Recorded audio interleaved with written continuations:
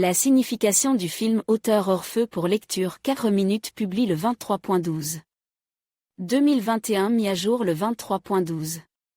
2021 Que feriez-vous si vous aviez entre les mains un dangereux calendrier qui pourrait exaucer vos souhaits mais qui exigeait un prix semblant? C'est exactement la situation à laquelle est confrontée Eva, le personnage principal du film. Elle est invalide. La jeune fille est paralysée dans la partie inférieure de son corps, ce qui l'empêchait de se déplacer sans son fauteuil roulant.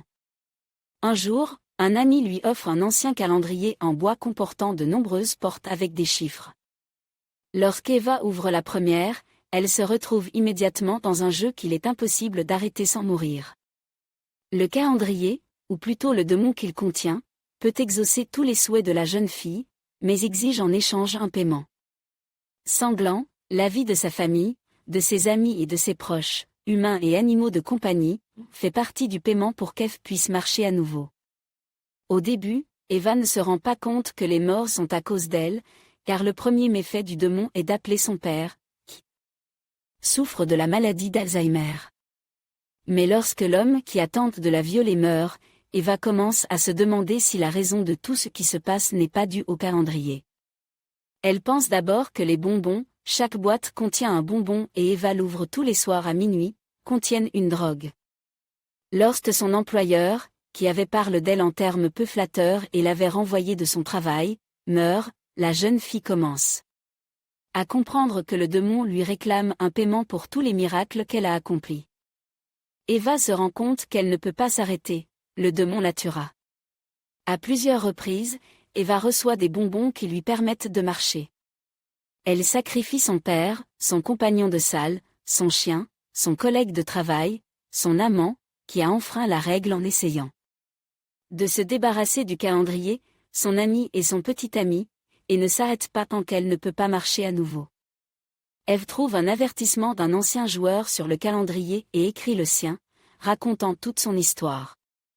À la toute fin du film, Eva ouvre le dernier tiroir et se trouve confrontée à un choix, manger le bonbon et tout redevenir comme avant. Personne ne mourra, mais elle ne marchera pas ou ne pas le manger et marcher à nouveau. Sa connaissance, qui l'a déjà aidé dans la piscine à monter dans le landau, jette le calendrier et explique à la jeune fille qu'il ne se passe rien, que maintenant elle est libre et peut continuer sa vie, en se déplaçant en toute sécurité sur ses deux pieds. Et Eve fait un choix. Elle ne mange pas les bonbons, ne voulant pas être à nouveau confinée dans un fauteuil roulant. C'est sans doute très égoïste, car tant de gens sont morts à cause d'elle, mais c'est son choix et elle doit vivre avec. Dans la dernière scène du film, nous constatons qu'il se passe la même chose qu'avec le précédent propriétaire du calendrier. Cet homme a apparemment mangé les derniers bonbons pour garder ses proches en vie, et ils sont donc restés en vie. Eva, en revanche, ne l'a pas fait, mais le spectateur n'obtient jamais de réponse claire quant à ce que le démon lui a fait subir pour avoir fait ce choix. Un homme se présente à la porte de la maison d'Eva avec un enfant dans les bras, le nouveau propriétaire du calendrier. Cet homme, qui a déjà assisté à la conversion d'Eva, veut savoir comment échapper au démon et ce qu'il va faire du calendrier. La fin du film étant ouverte, le spectateur peut supposer deux versions des événements, soit Eva et son ami ont été tués pour avoir enfreint les règles et s'être débarrassés du calendrier, soit Eva vit une vie normale et peut marcher à nouveau. À en juger par le fait que la porte s'ouvre d'elle-même, entraînant l'invité dans l'obscurité totale, nous pouvons conclure qu'il est plus probable que la première version des événements se soit produite et que le démon ait pris Eva et son ami comme victimes pour avoir enfreint les règles. L'un des principaux thèmes du film est la cruauté dont l'homme est capable pour son propre profit. Les victimes d'Eva sont délibérément montrées comme moins qu'adéquates afin de susciter moins de sympathie, mais un meurtre est un meurtre et cela ne peut être nié.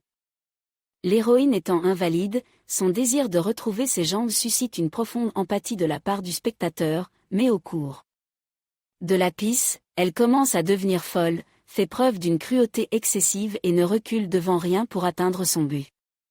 Dans ce cas, selon le sens du film, la fin justifie les moyens.